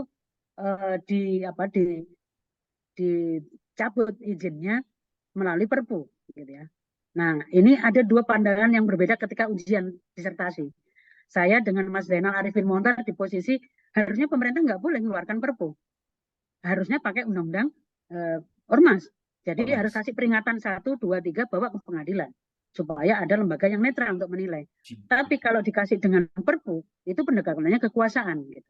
Nah, Prof Mahfud karena sebagai pembimbing, beliau mengatakan nggak apa-apa Anda beda pandangan dengan pembimbingnya. Saya kan hanya membimbing, katanya gitu. Saya bilang begini, kalau kemudian kayak Hizbut Tahrir dianggap membahayakan Pancasila karena dia menawarkan khilafah, gitu ya, itu pengadilan mungkin yang lebih tepat untuk mengadili. Tetapi kalau kemudian tiba-tiba pemerintah dengan Perpu menganggap ini kegentingan yang memaksa gitu ya, sehingga harus segera direspon dengan Perpu. Coba baca konsiderannya di Perpu tentang Hizbut Tahrir, itu menggunakan azas contrario actus. Siapa yang melakukan izin, dia berhak mencabutnya. Ini bukan perusahaan masalahnya gitu. Ini organisasi masyarakat gitu kan.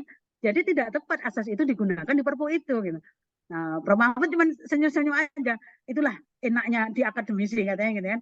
Kita menilai sebebas mungkin gitu kan. Jadi kebetulan beliau kan sudah di dalam ya. Beliau mengatakan nggak apa-apa. Ini kajian ilmiah yang boleh kita berbeda. Yang penting ada argumentasinya gitu. Nah, kemudian teman-teman Hizbut Tahrir ngundang gitu ya. Saya bilang saya nggak mau gitu.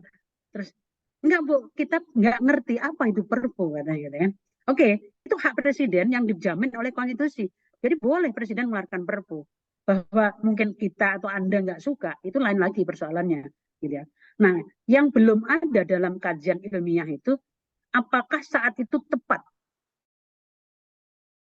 sebagai kegentingan atau tidak, itu belum pernah dilakukan oleh MK. Yang dinilai oleh MK bentuknya. Jadi sudah menjadi Perpu, isinya apa? Udah. Tapi tentang momennya, itu malah MK memudahkan presiden sekarang melakukan Perpu. Kan Perpu dulu di pasal 2255 disebut dalam hal ikhwal kegentingan yang maksa, presiden berhak mengeluarkan Perpu. Sekarang enggak lagi. Sekarang ditambah mau lebih mudah. Ada undang-undang, tetapi tidak mencukupi, itu boleh mengeluarkan Perpu. Nah, makanya kemarin Cipta Kerja itu kemudian DPR nggak mau merevisi, kasih Perpu saja, itu lebih cepat gitu kan. Itulah memudahkannya. Jadi begitu Pak. Saya sepakat dengan jenengan. Monggo yang lain silakan.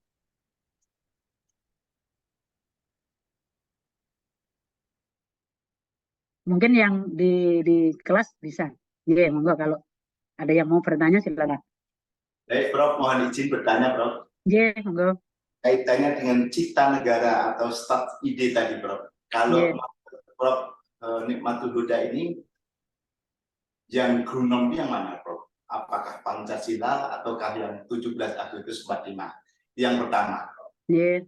Yang kedua, kaitannya dengan Tutsin Gronden atau hak uji atau batu uji tadi. apakah menurut Prof. Huda sependapat kalau itu dijadikan landasan uji bagi MK dalam menguji undang-undang terhadap undang-undang dasar yang menjadi kewenangan utamanya Mahkamah Konstitusi, bukan terhadap yang cita inti kalau itu dikatakan grunom tadi. Mohon penjelasannya, Prof. Terima kasih. Kebetulan bacaan saya itu saya melihat proklamasi gitu ya, karena proklamasi itu menjadi titik sentra dari selesainya rezim hukum kolonial masuk ke rezim kemerdekaan. Artinya dari sebuah negara terjajah menjadi merdeka. Dari yang kita dulu menggunakan hukum mereka, kemudian dengan proklamasi itu kita menjadi negara baru yang di situ lahir kemudian ketentuan atau norma yang mengatur negara merdeka itu gitu ya. Nah, kaitannya dengan posisi Pancasila gitu ya. Itu kalau sejarahnya dikatakan 1 Juni itu benar, tetapi dia menjadi pegangan dalam konteks bernegara itu 18 Agustus, karena 17 Agustusnya kemerdekaan, 18-nya kemudian dinyatakan konstitusi UUD 45 itu sebagai konstitusi resmi gitu ya. Nah, ini yang kadang-kadang kemudian menjadi perdebatan karena menganggap bahwa kalau misalnya 1 Juni itu Pancasila lahirnya, kita masih dalam jajahan Jepang. BPUPK itu yang membentuk Jepang, karena makanya ada anggotanya Jepang di situ, gitu kan? Sehingga itu forum yang dipersiapkan oleh Jepang untuk menyongsong kemerdekaan Indonesia. Nanti kalau Indonesia lahir itu Jepang sudah menyiapkan, gitu kan? Nah, itu yang kemudian jadi perdebatan di situ. Kalau begitu sebenarnya lahirnya kapan? Kalau kemudian pemerintah sekarang memperingati 1 Juni sebagai lahirnya Pancasila, gitu ya, itu ide itu dipertarungkan di 1 Juni. Tetapi dia sebagai, ini kalau orang tata negara ya, kalau menjadi bagian dari negara merdeka yang resmi, itu di 18 Agustus yang di dalamnya ada tentang Pancasila di dalam pembukaan UUD 45. Nah, itu perspektif saya gitu ya. Karena rata-rata yang dididik di UNPAD itu pandangannya begitu. Pak Jazim juga kebetulan UNPAD, teman-teman kami di UNPAD itu karena gurunya Prof. Sri Sumantri gitu ya, anggota konstituante yang waktu itu masih tersisa 1 orang yaitu Prof. Sri Sumantri, kalau ngajar itu beliau mencontohkan begitu gitu. Nah, jadi kami backgroundnya itu kajiannya begitu. Nah, kalau kemudian Pancasila dalam untuk pengujian di Mahkamah Konstitusi itu bagaimana caranya MK menafsirkan tentang ketuhanan yang Maha Esa gitu. Nah, nanti aliran kepercayaan itu ketuhanan yang Maha Esa atau bukan, kan jadi ribet lagi nanti gitu. Yang dimohonkan kemarin itu ke MK itu kan konteksnya adalah dia tidak terfasilitasi dalam bentuk pelayanan publik ketika KTP itu tidak ada kolom untuk aliran kepercayaan. Makanya sudah diputus oleh MK, didorong oleh MK bahwa dia ada gitu. Nah, kemarin teman-teman dari aliran kepercayaan ini diundang oleh MK yang kami selenggarakan di Jogja. Implementasi di lapangan mereka kayak apa sih gitu. Ternyata masih sulit gitu. Di KTP sudah, tetapi untuk urusan mulai dari semua hajatan di daerah itu mereka sulit, mengalami kesulitan karena ya itu tadi beragamnya pandangan masyarakat terhadap eksistensi mereka. Padahal jumlah mereka banyak sekali gitu. Nah, jadi ternyata sampai ke bawah belum tentu loh gitu ya. Belum tentu itu terkawal dengan baik. Makanya kemarin MK itu ingin menangkap adresat putusan itu sebenarnya apa yang dikeluhkan setelah dikeluarkan putusan MK. Misalnya terkait dengan aliran kepercayaan. Kemudian juga terkait dengan misalnya kayak anak yang lahir dari pernikahan siri dan seterusnya gitu. Itu kayak gitu. Jadi saya melihat kalau nggak ada pedoman untuk menafsirkan apa itu ketuhanan yang Maha Esa atau kemanusiaan atau persatuan, itu lantas bagaimana caranya MK akan mengurai bahwa sebuah undang-undang ini bertentangan dengan katakanlah keadilan sosial misalnya gitu. Itu kan kalau keadilan sosial pakai parameter ini mungkin bisa jadi ke pasal 33. Karena yang diuntungkan dalam investasi di bidang ketenaga listrikan, sumber daya air, dan seterusnya itu ternyata tidak untuk sebesar-besarnya kemakmuran rakyat. Tapi itu masih bisa diperdebatkan. Nah, makanya kemudian dalam putusan MK terkait pasal 33 itu ada 5 poin gitu ya. Hak menguasai negara itu lantas apa gitu. apakah harus menjadi pengelola atau cukup mengatur, ataukah dia mengawasi saja, ataukah apa di situ.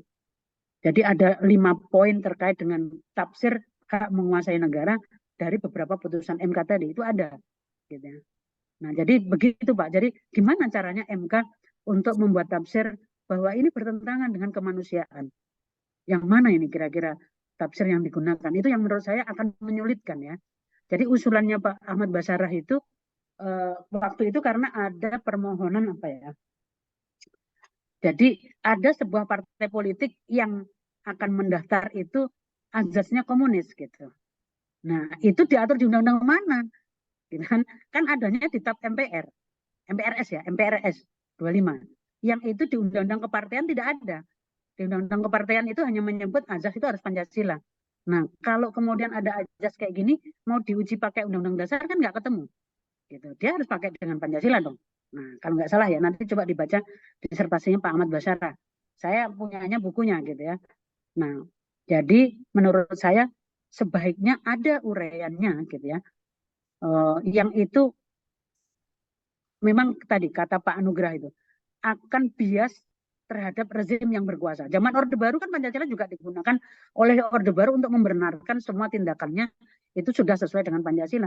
Demokrasi Pancasila, sistem ekonomi Pancasila, semuanya serba Pancasila, tetapi menghadirkan apa gitu kan selama 34 tahun itu gitu. Nah, sekarang kemudian ditafsir yang berbeda lagi gitu. Nah, apakah misalnya gini, kita coba saja pakai pedoman yang dikeluarkan oleh BPIP, kemudian di-share ke publik. Apakah seperti ini seharusnya menafsirkan sila pertama, kedua, ketiga, keempat, dan kelima. Nah, kalau misalnya itu kemudian payung hukumnya tidak kepres, tapi naik ke dalam katakanlah TAP MPR atau justru dikuatkan di undang-undang misalnya, nah bisa nggak ini yang kemudian dijadikan parameter untuk tafsirnya tadi. Jadi saya kemarin kebetulan beberapa kali diajak oleh Bu Ani gitu ya di BPIP dan Prof Aji waktu itu di Bali merumuskan haluan ideologi Pancasila dalam perspektifnya BPIP itu kayak mana gitu. Nah, saya bilang ini rumusan ini akan lebih bagus kalau payung hukumnya tidak peraturan BPIP. Karena akan menguji untuk perda dan undang-undang. Kalau peraturan BPIP nanti terlalu rendah payung hukumnya. Naikkan dulu ke undang-undang atau mungkin TAP MPR supaya lebih kuat gitu kan. Nah, kalau payungnya itu kan bisa untuk menguji undang-undang gitu. Itu. Kalau saya begitu, Bapak.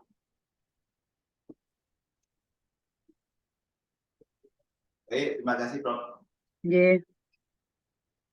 Ada lagi yang lain? Ada, Prof. Monggo, yeah, silakan. Izin bertanya, Prof. Yeah.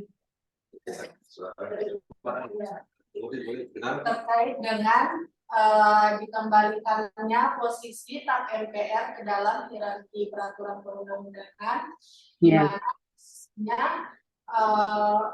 pas berada di bawah undang-undang dasar di atas. Saya terkait dengan MK sendiri itu menegaskan bahwa mereka tidak berwenang untuk menguji TAP MPR terhadap undang-undang dasar. Pertanyaan saya adalah lembaga mana yang berwenang untuk menguji TAP MPR tersebut ketika bertentangan dengan undang-undang dasar?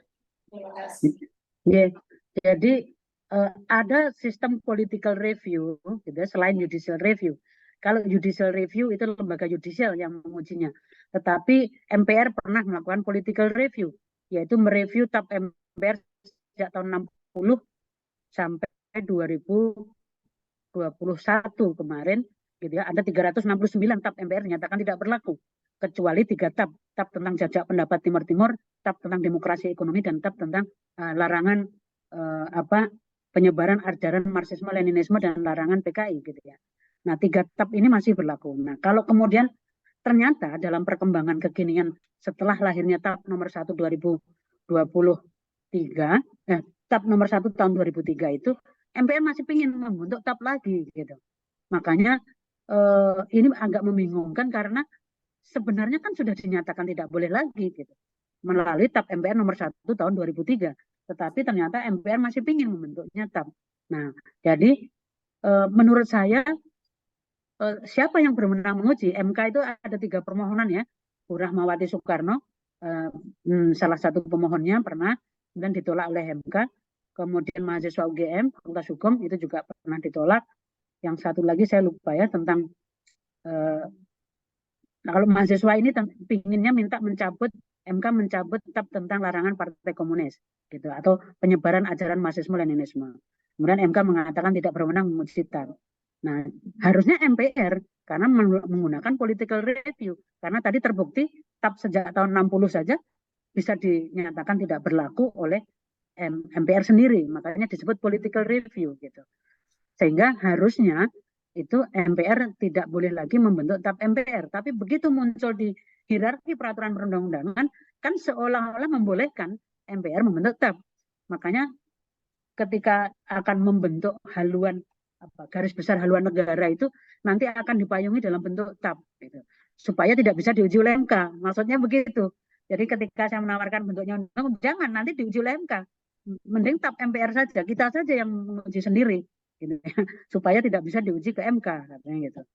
Jadi itu bisa menggunakan political review. Seperti kalau perda diuji sendiri oleh eksekutif, namanya executive review. Perda-perda dibatalkan oleh Menteri Dalam Negeri itu kan executive review, tapi sekarang sudah nggak boleh ya, karena harus ke Mahkamah Agung yang berwenang itu lembaga yudisial gitu. Begitu Bu, jadi ada political review. Lembaga politik itu sendiri yang kemudian menguji produknya. Jadi sebenarnya kayak perda-perda yang sudah nggak relevan atau jelas-jelas bertentangan dengan peraturan yang lebih tinggi itu nggak perlu sampai pemerintah pusat membatalkan. Cukup DPRD sendiri yang kemudian mencabut gitu ya. Nah, misalnya itu warisan yang lama, terus sanksinya juga masih dalam bentuk Rp50 misalnya, itu kan sudah nggak ada gitu ya. Nyari duitnya susah itu Rp50. Nah, makanya mending ditinjau sendiri gitu, nggak usah menunggu sampai dibatalkan oleh yang di atas. Begitu, Ibu? Izin bertanya, Prof. Izin bertanya, Prof. Iya, monggo. Mas Soleh dulu apa saya dulu? Oh, Monggo, ini Prof, saya melanjutkan pertanyaan dari Mbak Hera tadi karena kan ini saya baru tahu gitu kalau ternyata di Indonesia ini bisa ada yang namanya sistem political review gitu. Apakah ini tidak sebaiknya ini ya Prof, supaya tidak terkesan ini berbasis pada kekuasaan gitu Prof? Apakah misalnya ini diusulkan gitu untuk melakukan perubahan atau amandemen UUD 45 gitu Prof? Jadi nanti tugas dan wewenang MPR itu ditambahkan gitu. Jadi supaya nanti memiliki istilahnya kepastian hukum gitu Prof. Jadi tidak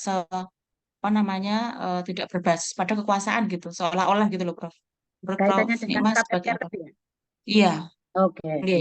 Jadi memang itu kan dulu ada di pasal 3 kalau nggak salah ya, pasal 3 ayat 2. Nanti daripada klik. Iya. Nah ini MPR menetapkan undang-undang dasar dan garis-garis besar haluan negara gitu kan.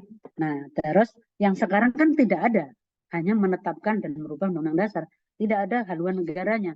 Nah kalau misalnya ingin supaya payung hukumnya itu lebih kuat, memang harus di dalam konstitusi disebutkan gitu. Makanya kemarin ketika mulai rame-rame usulan MPR ingin melakukan amandemen dengan memasukkan kembali atau merevisi kembali pasal 3 ini gitu ya, tentang apa kekuasaan MPR ini, itu orang sebenarnya mau tapi khawatirnya nanti pasal yang lain juga ikut diubah gitu kan. Makanya publik kemudian menolak, nggak usah lah, kita nggak terlalu membutuhkan itu kok katanya gitu.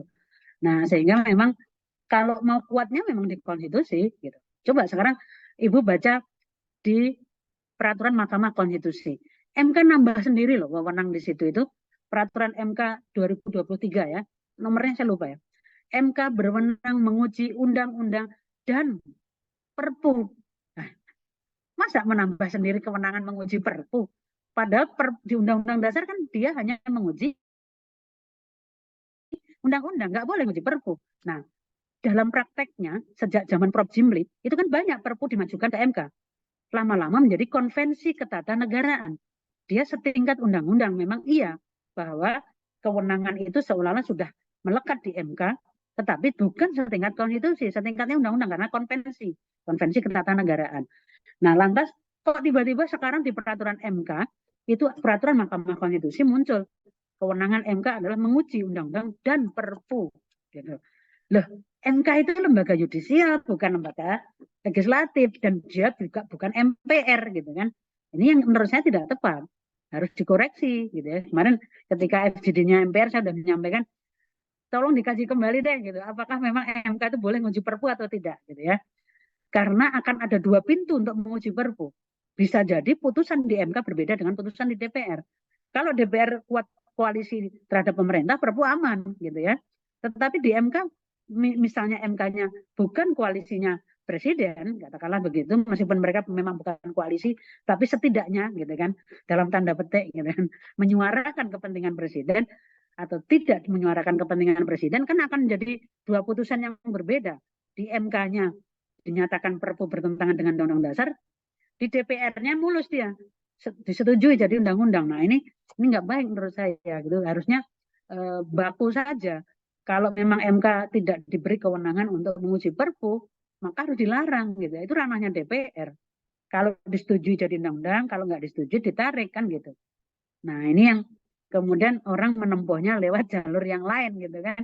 Ya siapa tahu namanya juga usaha katanya gitu kan.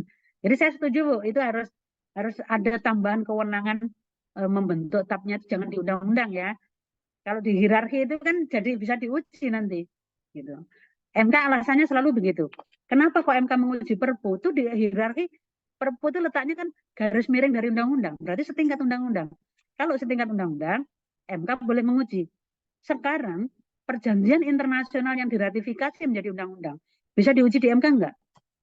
Faktanya kan diuji di MK. Padahal hadirnya undang-undang itu berbeda karena dia hasil ratifikasi perjanjian internasional. Nah, harusnya nggak bisa gitu.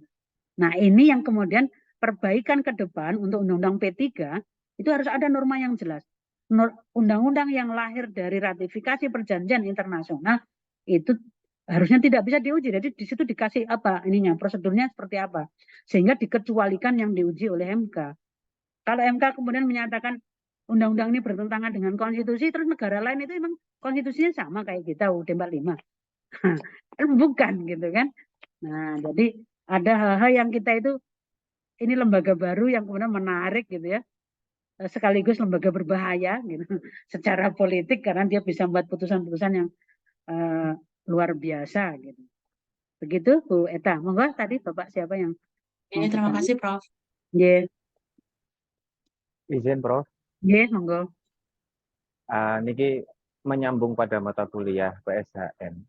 Terus beberapa waktu yang lalu ketika Prof. Berga itu memberikan ilmunya, beliau mengatakan bahwa posisi dari Pancasila itu memang sudah disepakati oleh bangsa ini untuk dijadikan sebagai sebuah filosofi.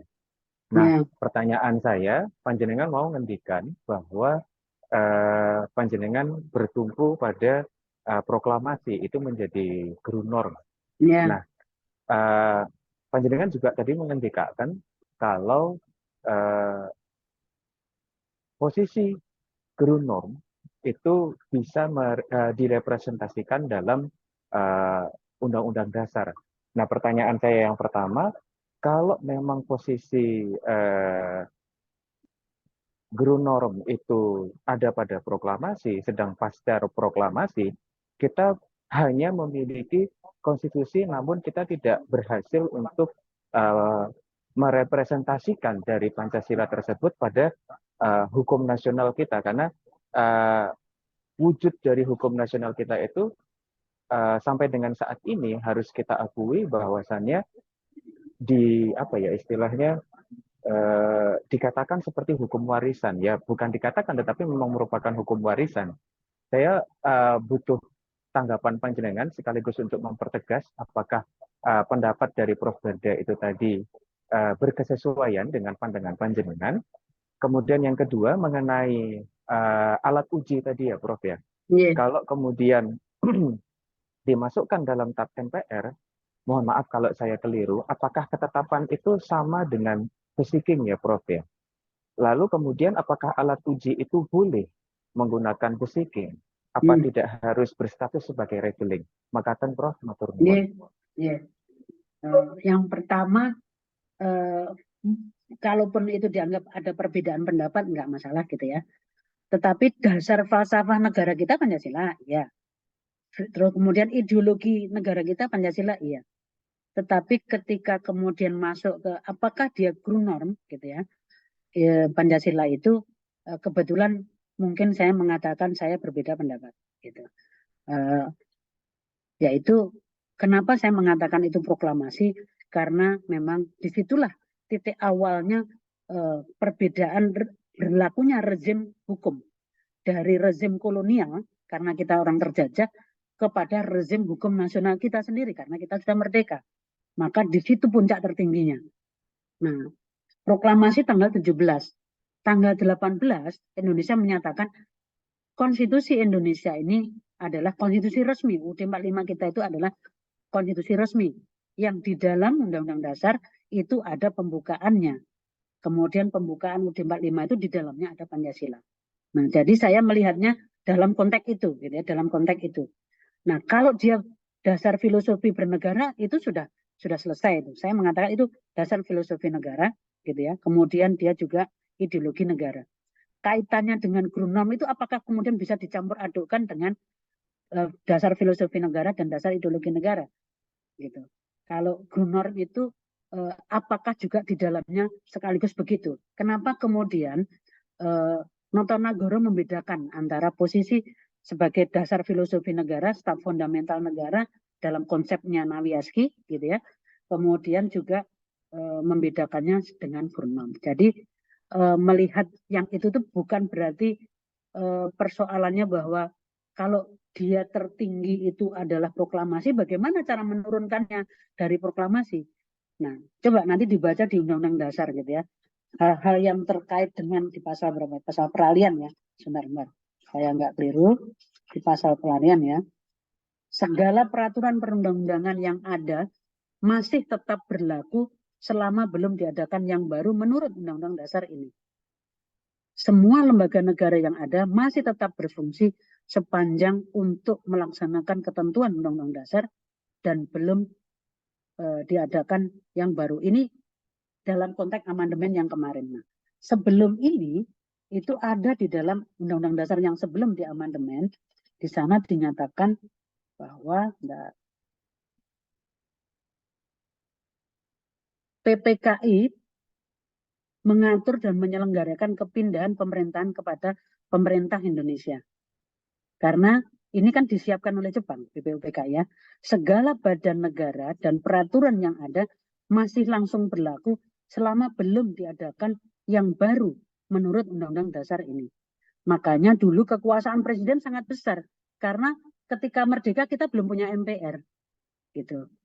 Nah, sehingga semua kekuasaan lembaga-lembaga ini dipegang oleh presiden. Dasarnya dari mana kok presiden bisa begitu gitu ya. Nah, di sini dikatakan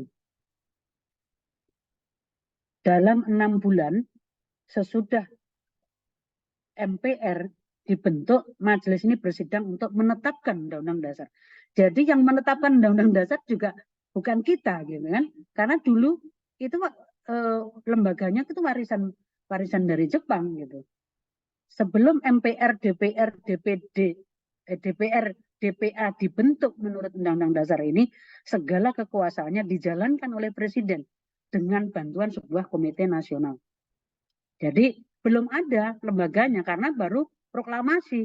Makanya kemudian badan-badan yang lama ini yang menopang kepentingan Indonesia ini dideklar di situ masih berlaku sepanjang tidak bertentangan.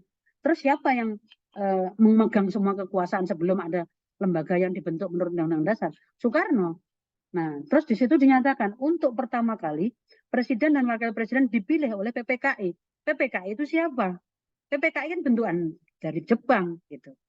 Nah, jadi ini pasal antara ya, transisinya dari rezim kolonial ke rezim kemerdekaan. Kalau kajian hukum tata negaranya begitu. Kalau yang dulu kami diajarkan oleh dosen saya kebetulan Prof. Sri itu begitu. Jadi harus dilihat betul apa makna dari untuk pertama kali kok Soekarno dan Wakil Presiden Hatta itu dipilih oleh PPKI. Siapa PPKI itu? Gitu. Nah, kemudian sebelum PPKI bentuk anak lembaganya apa? Ya BPUPK, gitu kan? Badan Persiapan Kemerdekaan Indonesia. Nah, ini kalau dikaji dalam sejarah konstitusi mungkin menarik gitu ya. Untuk menemukan tadi ini sebenarnya mana yang akan dijadikan gurnom, dan itu banyak varian orang berpendapat, nggak apa-apa gitu. Jadi nanti bagaimana harus menggunakan, anggap saja itu perspektif yang berbeda gitu saja, gitu ya. Tidak harus tunggal kan gitu, tidak harus tunggal karena ketika Orde Baru dia membuat tafsir sendiri tentang Pancasila yang ternyata dia tidak Pancasilais ternyata gitu kan, karena semuanya dikuasai oleh kekuasaan keluarga gitu. Jadi Pancasila itu saya di satu forum resmi itu saya katakan kenapa selalu digunakan oleh kekuasaan dengan versi kepentingan kekuasaan itu sendiri gitu, sehingga berganti-ganti terus tergantung pada siapa yang berkuasa pada saat itu untuk membuat tafsir tentang Pancasila. Orang dikatakan tidak Pancasilais gitu kan, kemudian hanya saya yang Pancasila, saya Pancasila, saya NKRI begitu, yang lain dianggap tidak. Nah ini kan komoditi untuk kepentingan politisnya sangat tinggi gitu. Ini yang agak riskan kalau kita tidak kuat basicnya di dalam pemaknaan itu. Begitu, Bapak. Mohon maaf.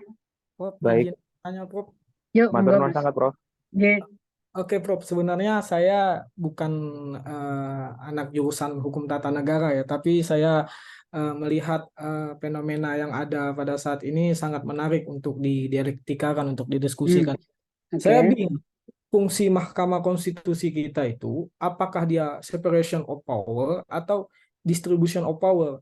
Sementara kita melihat seharusnya Mahkamah Konstitusi itu dia bersifat open legal policy. Artinya dia memberikan kebijakan kepada pembuat undang-undang untuk membentuk suatu regulasi apabila terjadi misalnya cacat secara formil ataupun material. Nah, namun pada akhir ini setelah tragedi peristiwa uji material judicial review undang-undang KPK, batas usia KPK, dan implikasinya sampai sekarang yaitu undang-undang pencapresan ya, batas usia minimal calon presiden. Seharusnya kan Mahkamah Konstitusi itu judicial restraint, menahan diri agar tidak mengeluarkan regulasi karena bukan wewenang dia, sama saja mereka ini kalau saya melihat mencaplok mengambil wewenangnya pembentuk undang-undang legislatif. Nah, seolah-olah di situ saya melihat ada politisasi. Nah, saya ingin bagaimana pandangan Prof. Nikmatul Huda sebagai pakar hukum tata negara, di mana sih sebenarnya posisi konstitusi kita itu, apakah distribution atau separation? Begitu, Prof. Saya masih kebingungan dalam hal ini. Oke. Kalau kita membaca Undang-Undang Dasar setelah amandemen, itu kita tidak di posisi distribution of power. Distribution of power itu dari pemerintah pusat ke pemerintah daerah. Tetapi antar lembaga negara itu separation of power. Nah, kenapa? Karena kita mengadopsi prinsip check and balances, gitu kan? Sehingga disitulah masing-masing oleh Undang-Undang Dasar sudah disebut kewenangannya, disebut langsung di dalam Undang-Undang Dasar. MK berwenang apa, KY apa, MA apa, dan seterusnya. Nah, ketika kemudian sekarang ini katakanlah MK masuk di ranahnya parlemen, ikut membuat norma baru, bahkan yang tidak dimohonkan oleh si pemohon, dia nambahin dalam kasus yang kemarin diputus itu, gitu ya, atau sedang menjabat pada jabatan yang dipilih melalui pemilu maupun pilkada, gitu kan, itu kan nambahi, padahal itu di petitum nggak ada, gitu ya. Nah, itu menurut saya dia sudah masuk di ranah positif legislator, gitu. Kalau sekedar menguji nggak apa-apa, gitu ya. Kenapa? Karena memang ada juga undang-undang yang dibuat oleh DPR dan Presiden itu yang bertentangan dengan konstitusi. Saya contohkan di Undang-Undang Kehutanan itu hutan adat itu dinyatakan sebagai hutan negara. Berarti si pembentuk undang-undang ini merampok kekayaan masyarakat adat, diambil diklaim sebagai hutan negara. Setelah menjadi hutan negara dia dikasih ke investor. Makanya kemudian dibawa ke MK. Kemudian diputus oleh MK. hutan adat bukan hutan negara. Dia harus menjadi hutan rakyat, hutan masyarakat adat. Kenapa? Karena kalau masyarakat adat mengambil hasil hutan, itu pencuri, ditangkap oleh polisi. Nanti tanya ke Prof. Esmi. Prof. Esmi pernah menjadi ahli di Sumatera Barat, gara-gara masyarakat adat itu mengambil kayu yang kemudian dibawa keluar hutan, ditangkap oleh polisi. Harus ada surat keterangan dari polisi katanya. Harus ada surat ini keterangan bahwa dari hutan gitu. Loh, ini hutan saya sendiri katanya gitu. Hutan kami, kenapa kami dikriminalisasi?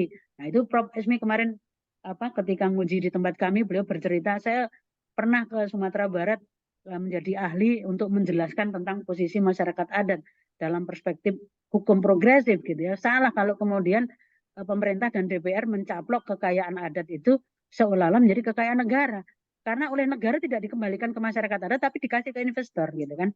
Nah, berarti memang boleh dia melakukan judicial review gitu ya, dengan cara itu tadi, judicial restraint, ya, menahan diri tidak untuk masuk ke ranah positif legislator. Kalau yang itu tadi ya dicontohkan masa kerja atau masa jabatan pimpinan KPK ditambah 1 tahun, apa hak dia untuk menjadi menambah gitu. Terus coba baca putusan MK yang putusan 90/2023 kemarin ya, itu kan dinyatakan bahwa pasal 169 huruf G Undang-Undang Pemilu nomor 7 tahun 2017 bertentangan dengan Undang-Undang Dasar. Gimana ngeceknya bertentangan dengan Undang-Undang Dasar gitu kan? Kan Undang-Undang Dasar tidak mengatur tentang umur gitu. Kok bisa dinyatakan bertentangan dengan Undang-Undang Dasar sepanjang dimaknai berusia 40 atau sedang menjabat atau punya pengalaman pernah. Jadi itu kan kayak apa ya? Ya kayak terjun bebas gitu. Ini logikanya nggak ketemu gitu. Di Undang-Undang Dasar tuh nggak ada yang mengatur tentang umur, apalagi di Pilpres kan hanya diusulkan oleh partai politik atau gabungan partai politik. Kemudian pemenangnya dinyatakan kalau dia memenangi setengah lebih dari jumlah provinsi yang setiap provinsi 20%. Hanya begitu gitu. Jadi kenapa nggak dikasih ke DPR saja, biar DPR yang menentukan gitu ya. Jadi saya sepakat dengan Mas Gusti tadi, ini ranahnya ranah orang lain gitu ya. Nggak usah ngikut ngobok-ngobok di sana, nggak usah intervensi masuk-masuk ke sana. Menjaga diri saja supaya apa? Supaya orang hormat dengan posisi itu. Nah, saya juga terkejut ketika Prof. Arief ikut dissenting gitu ya. Biasanya Prof. Arief di posisi yang di sana gitu kan. Jadi saya udah godain aja gitu. Terus beda lah kali ini gitu ya. Ketawa aja. Itulah sok-soknya ahli itu. Belum diputus kok bisa memprediksi katanya gitu kan. Jadi semua kaget itu. Kok Prof. Arief kali ini di posisi yang di 4, biasanya Prof. Arief itu di posisi yang 5 atau 6 gitu kan. Jadi yang diuji oleh publik itu bukan sekedar pemohonnya, tapi juga hakimnya. Logika hakim dalam membuat putusan ataupun dissenting ataupun concurring itu logis enggak gitu. Kan nanti mempermalukan diri sendiri kalau kemudian logikanya enggak ketemu gitu kan. Coba nanti baca di Cipta Kerja ya.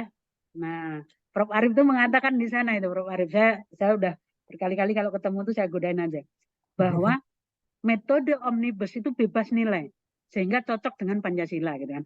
Ini gimana caranya mempertemukan omnibus dengan Pancasila gitu. Di Indonesia itu tradisinya berbeda gitu kan.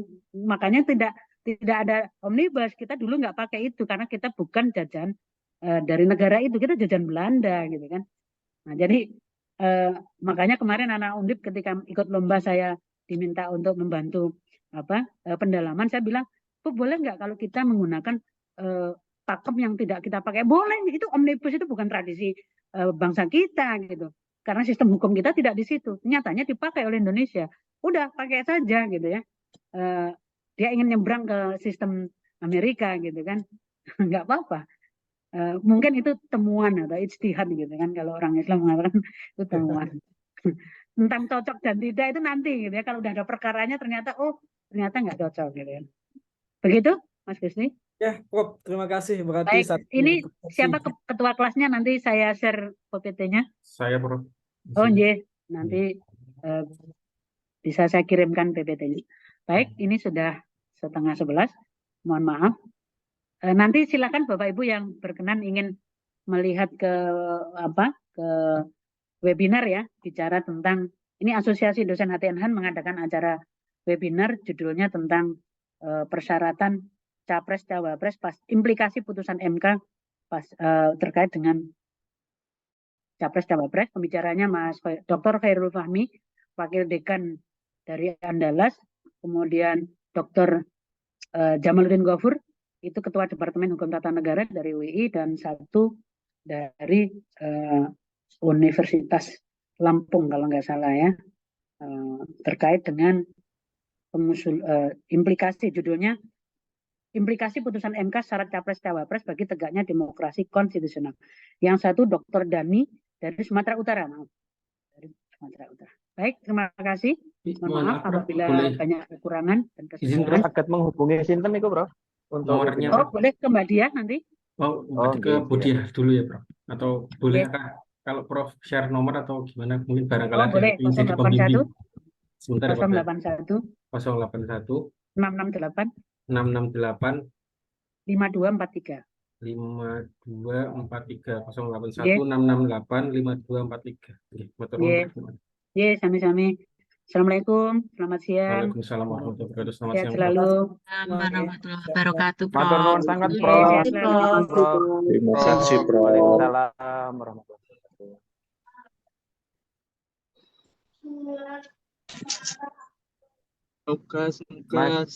Mas Aista, niki presensinya pripun Mas Aista? Nah, itu biasanya di screenshot kampus tadi we, Mas. Screenshot. Itu ada di kelas tuh itu. presensinya. Oh, nganu we agak badir semua aja gitu we. Yang di kelas mungkin ada presensi tanda tangan. Nah, itu sudah aman. Di kelas ada tuh Mas Rastra. Aman kan semua. Mbah Zidni teng pundi niki Mbah Minta Zidni? tolong untuk yang hadir di kelas untuk bisa mengabsenkan teman-teman lainnya. Matur nuwun. Matur nuwun. Nanti siang juga yo. Matur suwun. Dibantu ya, nderek ya. Dibantu ya. Tolong derek dados Gus Haidar. amale Aku kepadamu pokoknya. Derek Gus Haidar kula. Nggih, niku Gus Haidar niku. Pengajian meneh kapan, Gus? Lah niku ten derek mawon Pak Yai Masud niki pripun niki Pak Yai. Pak Yai niki Guse dibina niki Pak Yai Masud. Kula kok dawuh pokoknya. Ya wes. Izin live. Assalamualaikum.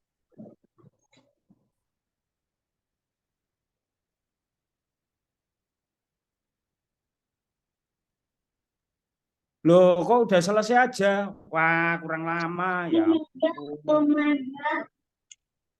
Sendiri. Sini